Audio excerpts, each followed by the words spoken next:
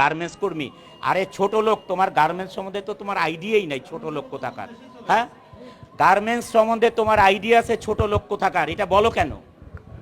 এই কারণে আজকে আমি রাগ হচ্ছি। এই যে ছোট লোক, জানেন বর্ষা মধুমিতা হলে দিনটা দেড় সময় কেঁদে ফেলেছিল এই কথার কারণে।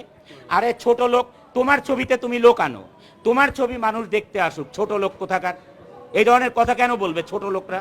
এককভাবে কেউ কাউকে খুশি করালে আপনি মনে করবেন তাদেরকে চামচা বলা হয়, চামচা। তারা তারা কখনো দেশকে ভালোবাসতে পারে না।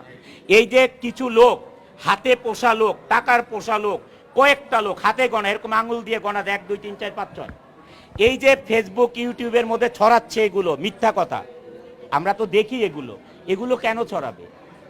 ইকবাল ভাই নিজে আমাকে বলেছে, আপনি এত সহ্য ক্ষমতা আল্লাহ কোত্থেকে দিছে আপনাকে?